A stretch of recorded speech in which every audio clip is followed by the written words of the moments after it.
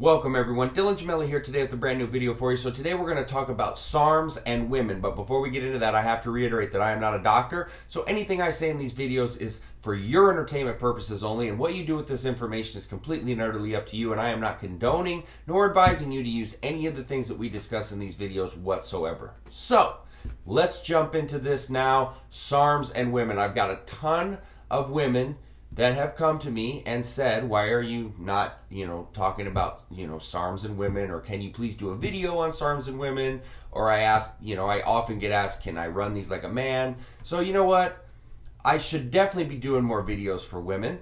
And this is one that's going to help a lot because I have coached and advised a lot of women on SARMs use. I have received countless thank yous and emails, etc., for helping them to get off steroids or teaching them to get off steroids and go use SARMs, or to implement SARMs with less steroids, etc.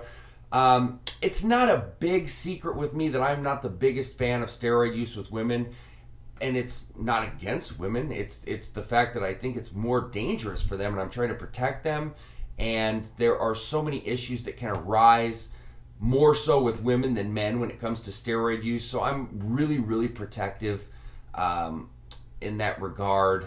I've just always been really protective with that in general when it comes to women, and I don't know if it's because I'm so close with my wife, my mom, my stepdaughter, my little cousins. I'm just really protective, and so I want to kind of coach on this and explain the similarities and the differences when it comes to how women use SARMs in terms of the dosing and protocols in comparison to men.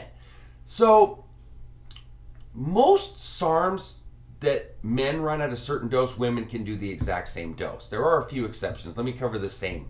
GW 501-516, men, women run it just alike. SR 9009, men, women run it just alike. S4, men and women can run it just alike. Now, it gets a little bit different when we get into, the MK2866, the LGD4033, MK677, and RAD140. There's a lot of similarities, but there are a few differences. I'm going to start with MK2866. The reason I'm going to start there is because that is one of the most popular and widely used among females. There are a few side effects with MK2866 for females that obviously would not apply to men, and you'll understand why in a second, that are possible, not necessarily probable. But some menstrual cycle irregularities are possible, and some clitoris enlargement is possible. None of this is permanent. All right, and once you discontinue use, you generally women's menstrual cycle stabilize, the clitoris enlargement, it goes back down to normal. Obviously, men don't have to worry about these things. It's not a guarantee. One of the things that I highly recommend as a female, because for most men I say 25 milligrams per day.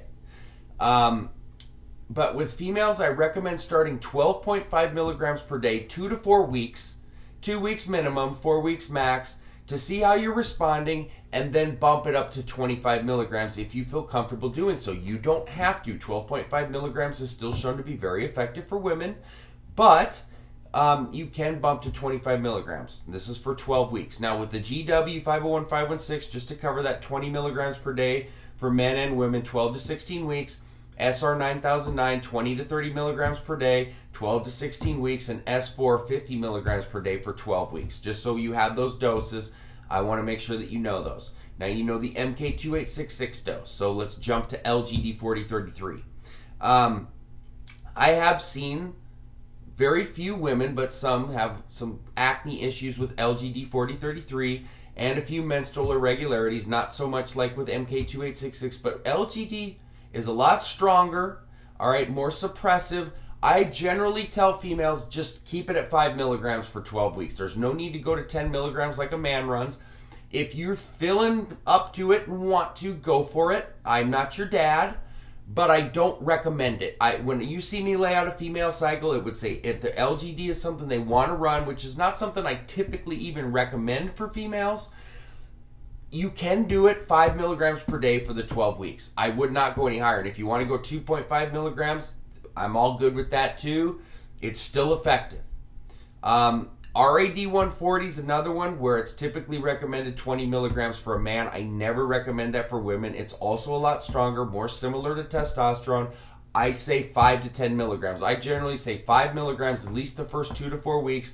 If you're feeling up to it, bump it to 10. I've just seen some women with strange, reactions when they run it too high. Feeling lethargic, complaining about acne, complaining about some menstrual irregularities. Not as common as with MK2866, but I just feel that it would be more prudent to you to keep it lower. You'll still get the results, but you don't need to run it like a man and risk more side effects. Remember that more is not always better, something that I preach often.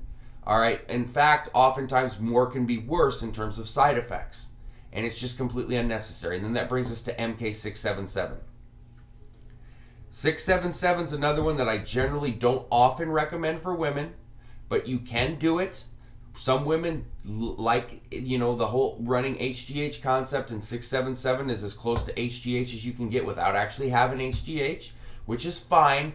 Men run at 25 milligrams per day, normally, generally 3 to 6 months, oftentimes up to a year or more. For a female, I never, ever, ever recommend it exceeding that 12.5 milligrams per day. Look, there's a lot of water retention initially with MK677, which generally speaking, most women do not want, and most men don't either. But women seem to react a lot worse when it comes to the water retention than men do, as well as the increased amount of hunger. More often than not, women especially don't want these two things occurring. A lot of men want that hunger increase. And if you're a woman and you want it, fine. I'm not trying to, I'm just saying that generally, okay, before anybody mixes my words, I'm not saying that it's impossible for some women to want that hunger increase, but more often than not, it's not something ideal or wanted. I would not go over 12.5 milligrams per day as a woman on this whatsoever. If you want to, that's up to you. Just remember, you always start lower because you can always increase your dose, but if you start too high, it's too late. You've already, messed up and caused yourself problems that you could have avoided. So that's SARMs for women, the dosing, the protocols, the side effects, everything that you need to possibly know. Now, if you are looking for a good place to go to SARMs.com, one of the top places that I can recommend in terms of what you're going to get, in terms of quality and things of that nature. And I know people always comment and ask me where to go, so there you have it. There's my recommendation. So that being said, www.isarms.com/forums. I'm also on the Evolutionary Forum as well as the Elite Fitness Forum. You can also email me, Dylan@isarms.com, with all your questions and comments. So please don't forget to subscribe to the channel as well. That being said, stay tuned for plenty more to come. Dylan Gemelli, signing off.